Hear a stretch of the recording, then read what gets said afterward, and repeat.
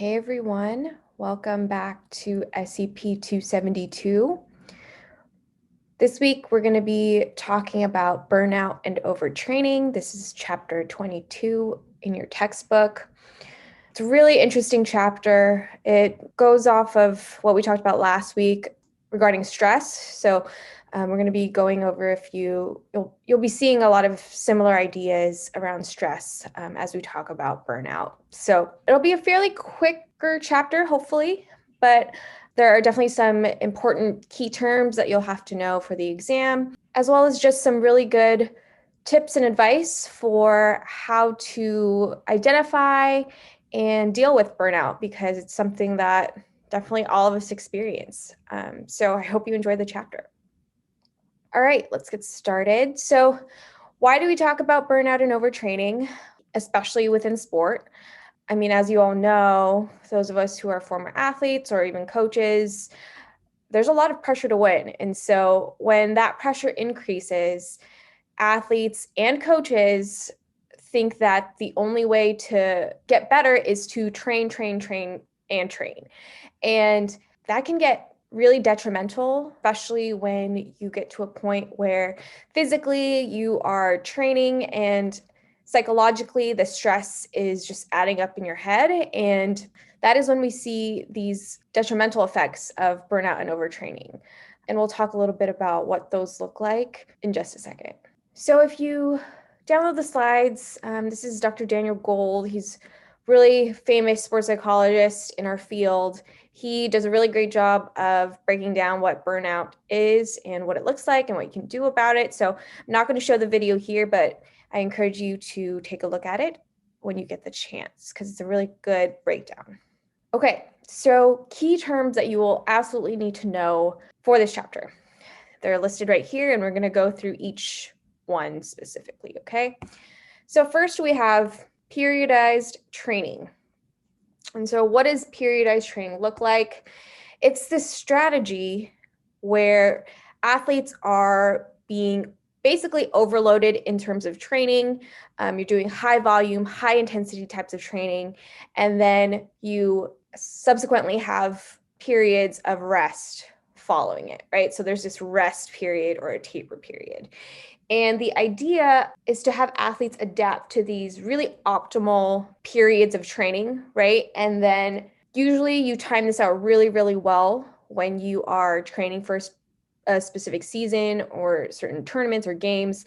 So you have this periodized training where you're getting this athlete used to these high volume, high intensity workouts, and then you have them rest, do it again, have them rest, and then during these periods, you've hopefully timed it so that they are getting used to these high volume, high intensity work practices in time for games, right? So by the time a game, competition comes around, they are used to it and can adapt to the competition setting. Okay, so we talked about the periodization period, which is both that high intensity and rest period, right? So that's an entire period of training. During the periodization period, the excessive training loads, that high intensity, high volume at maximum capacity cycles that the athletes are put through, that is what we call overload. And so here it's usually a lot of conditioning, right? What we talked about, so that athletes are used to playing at these high levels. And so by the time competition comes around, they are used to it. This is a very normal part of training usually, and most of the time it does exactly what it needs to be, right? Most of the time, if athletes are conditioning in this way, by the time competition comes around, they are good to go. It's important to know that rest and recovery are crucial for adaptation, right? So this is where we're starting to get to the bridge of when and where does it cross into overtraining. And that is when they are not getting the proper rest and recovery for their bodies and minds to adapt to these types of trainings. Another thing to note is that short-term decrements in performance is typical and expected. So meaning Really short-term, I guess, losses in performance is common. So here's a good visual of just what this looks like. So first, you have this current fitness state at this particular level. You do an exercise overload where you are doing the max capacity and max volume in your training. Your state of fitness becomes at this level for a while, right? After you've adapted, after you've rested, and then you do it again, right? You increase your overload again, and then here you have an increased state of fitness again after more adaptation and overload, okay? But where you see the problem is when there's too much overload and not enough rest, not enough recovery, where your adaptation is no longer positive, right? Your fitness after maladaptation, where you're just going hard, and you're not getting the proper rest and recovery, that is when you see your fitness go down just because of that maladaptation to the overload that you're doing to yourself, right? So again, it's important to make sure you're taking those periods of time for your body to adapt. Otherwise, you experience this decrease in your state of fitness. Okay, so here we get to overtraining. Overtraining is a condition caused by training too much or too intensely.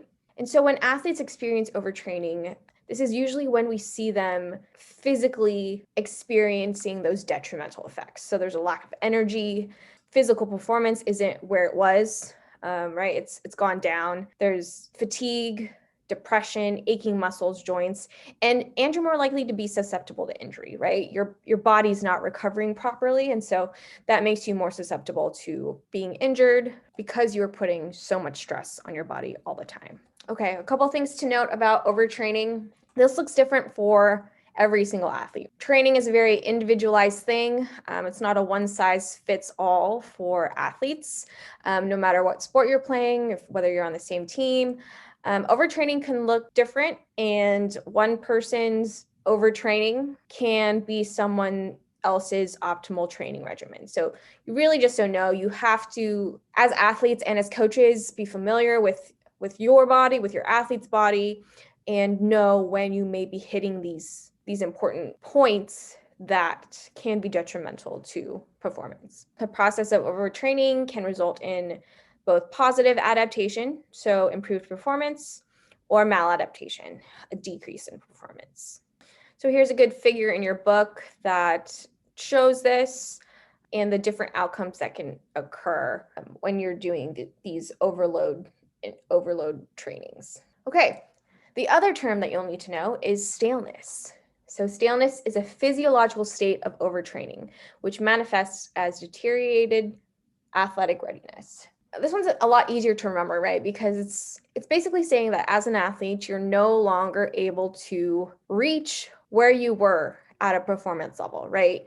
Athletes are no longer able to achieve their previous performance results. What we see is a decrease in performance, and these decreased performances happening for an extended period of time. If all of a sudden an athlete is training really hard, you're overtraining them, you're hoping that they are making these positive adaptations to their body, right? When in reality, what you see is a decrease in performance, and it's not because they are experiencing those small decrements of performance, right? That usually is a good sign that you are adapting and that you just need a little bit more rest in order to improve your performance. Rather, these effects are happening for longer periods of time. We're talking more than 2 weeks where you just can't seem to get at where you were. That is usually a sign of physical staleness. And it usually occurs after these overtraining periods. Okay, and so here we are. We're finally at burnout. And so burnout is basically an all-encompassing of all of those things, right? It's a physical, emotional, and social withdrawal from something that you formerly enjoyed. And that's an important factor of this, right? It's an activity that you previously enjoyed, but now you can no longer find enjoyment in it. And it's also characterized by physical exhaustion. You have less motivation. there's a sport devaluation. You sort of become indifferent toward your sport, right? Like you no longer find value in playing in it. It's no longer important to you. Things like that is also a part of burnout. Burnout occurs as a result of chronic stress, right? And we talked about stress in the last chapter, and I'm going to go over it again briefly. But when your stress is chronic, meaning long lasting, and you have a shift in your motivation as an athlete, and it's very much a psychological sort of shift that occurs. So here we talk about it again, more characteristics of what it means to be burnt out. Mentioned this before, both the physical and psychological aspects of what it means to be burnt out. And then ultimately, you see that there is just this withdrawal from the stressful environment, right? When they aren't able to handle the stress anymore, when they're physically, emotionally exhausted, they don't feel like they could do it, they don't want to do it, then that is when you see this withdrawal from the sport. They simply think, I can't do this anymore, I don't want to do it anymore, I'm out. And so here are just, well, there are quite a few statistics of overtraining and staleness all throughout all the sports. You can see that they are very, very high for most sports, with over half of the people experiencing some sort of staleness at least once a year. As a coach, as an athlete, just be aware of when this is starting to happen and what you need to do in order to avoid these types of trainings that can lead to burnout. And so we're going to talk about a couple of the more important models that are in your book regarding burnout. And so these are all great explanations of what occurs and what leads to burnout. So please make sure that you have read about those in your book. Again, we're just going to be going over just a couple of them here. And so the first is Smith's cognitive-affective burnout model. And this one is very, very similar to the stress model that we learned about in the last chapter. So this idea of cognitive appraisal and how you perceive a situation and how you can handle that situation is what can lead to burnout. Depending on how people respond to prolonged and those chronic stress environments, that's going to determine whether you experience burnout or not. And so here's that figure in your book. I'm going to break it down really quickly. Again, we saw this in the previous chapter when I talked about the stress process. It is pretty much the exact same thing. So the first stage here is the situational demands, right? Basically, you're just taking in what is around you, whether that be your practice environment, what type of resources are given to you. You're just essentially taking all that in. Then we have the appraisal piece, this cognitive appraisal piece of all these demands, of all the resources given to you, knowing the consequences and what those consequences mean to you. How do you view yourself in this situation? Are you able to take it, overcome it, or is it something where you feel like you can't handle it? Is there an imbalance of demands versus resources? That can either be good or bad. It's good if you feel like, yes, I can handle it. It's a challenge, but I can do it, versus, no, I'm overwhelmed. My body can't take this. I can't deal, right? So there's those two different demands. So however you view the situation leads to your third step, which is the physiological responses. If you are appraising the situation as bad, you are likely to have more tension in your body. This can affect sleep, increase your fatigue, change your attitude. Those who are experiencing this burnout are likely to have all those negative physiological responses.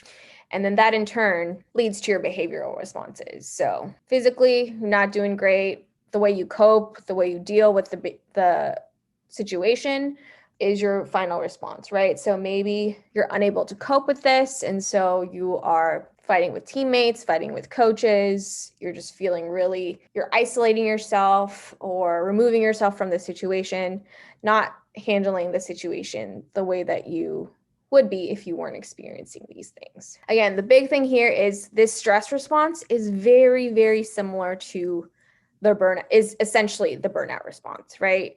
Again, here's your situation, your burnout situation. This is how you're perceiving the overload that's given to you. It leads to these responses in you physically, and then that is what leads to the outcome of your behavior. So maybe you're not performing as well. Again, you have this inappropriate behavior where maybe you're starting fights, you're withdrawing from your sport, whatever it is. So very, very similar. It's basically the stress response is basically the explanation for burnout. Make sure you know this. This one's a really important one for you to know for this chapter. All right, and so this is just a cool little visual of what leads to burnout, right? We have your overload training, overreaching, right? So you keep doing this overload training and maybe you're getting to a point where it finally becomes overtraining. And overtraining can be positive if it's improving your performance, but you must be aware of getting to the point where that just becomes staleness and there's actually no improvement in your athletes. And so when that happens, obviously people get discouraged by it. There's a maintenance time during burnout where you're not decreasing, but you're definitely not increasing. And so those stages are important to look out for, because if you're just maintaining your performance, coaches, athletes might feel like, hey, I need to work harder because obviously I'm not getting better. I'm just sort of stale here. And so that's probably not the answer. If you increase your training load, you're probably going to hit that burnout stage where it's detrimental to your performance. So again, athletes, coaches just need to be aware of what is actually needed for the athletes in order to increase their performance. All right, we got a few factors that lead to burnout here. Early specialization. When kids are specializing in sports too early, and especially when those sports have longer seasons, right? Year-round training. It's definitely encouraged for younger athletes to be good at multiple sports so they don't experience this burnout too early. Physical concerns, over injury, overtraining, losing. Logistical concerns, time demands of sport, social and interpersonal concerns. If they're not having a good time, if they're not getting along with teammates or coaches, those can lead to burnout as well. You're not having fun. Very important to that is also the parental influence. If parents are putting pressure on these young athletes, what is that doing to their stress level, right? This sort of unnecessary stress that parents bring to younger athletes. If that gets too out of hand, younger athletes might not be able to deal with that or feel like they can deal with that. So that can lead to burnout early on. Psychological concerns. Yeah, this includes confidence levels, feeling like you're not getting better, lack of enjoyment, things like that. All right, a few more things to note. Overtraining and performance can lead to mood disturbances, right? So another thing to keep an eye out on is when athletes are developing weird moods and decreased performance. This is something to be aware of. If they're decreased in performance, it might not be due to a lack of effort or a lack of skill. And so, as I mentioned, more training might not always be better. It's important to be aware of that. So here are some questions to ask yourself if you're feeling like this may be a thing that you're experiencing at the moment. Some questions you can ask yourself. As you can see, 6, 7, and 8 are the questions that most indicate burnout. And then here's the scoring, right? So out of the 10 questions, how many of them did you say yes to? And maybe it's time to consider what you're doing in your training to see if you can help and avoid this situation. Also important to note is that athletes are not the only ones to experience burnout. Athletic trainers, officials, coaches, fitness instructors, PE teachers, everyone experiences burnout. Although for athletes, it might be a bit more obvious because of all the training that they're doing. Obviously, burnout would look a lot differently for these professionals, but to always be aware that once you start to lose that lack of enjoyment in the activity that you do, because us as professionals, we get into these professions because we love to do it. And so once we start losing that passion, that enjoyment, it's time to take a look ourselves to see where that enjoyment went and what's the cause of it. All right, so here we go with some applicable treating and preventing burnout interventions. We'll go through this pretty quickly, but here you'll see the overload source and then the strategy for recovery, right? So if we have physical stressors, meaning this is more of your physical training stressors that are being put on you, the most important recovery strategies is to, one, eat and hydrate, and then secondly, also very, very high on the importance list is rest. So not doing any physical activity, getting enough sleep is so important. And it needs to be good sleep because there are so many physiological and psychological effects on performance if you don't get enough sleep. It affects mental health. It affects your mood. It affects a lot of things. And in the end, if you're not getting sufficient amounts of good sleep, it will affect your performance, whether that be you as a student, you as an athlete, all those things. So get sleep is what I'm trying to say. Okay, so if your overload source is a physiological or social stressor, your recovery strategy would be relaxation and emotional support. Getting physical relaxation exercises, massages, PMR, we're going to talk about that next week. I'm really excited about doing imagery or visualization exercises to relax you. Those are all great. And then you also have thought management strategies. So disassociation, sort of removing yourself from these psychological stressors, something that I like to do, kind of distract myself, watch movies, get your mind thinking about something else. And then also negative thought replacement. So cognitive reframing strategies, turning negative thoughts to positive thoughts. Those can also help with psychological stressors. Okay, some more important things to think about in order to prevent burnout: setting short-term goals for practice and competition. We'll talk about this in the goal setting chapter, but these types of goals can help you see progress, and you are able to adjust if you need to.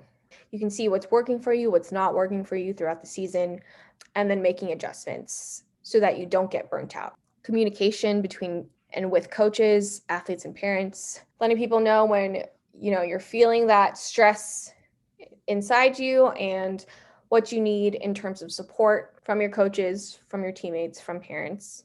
Take time outs, time away from your sport.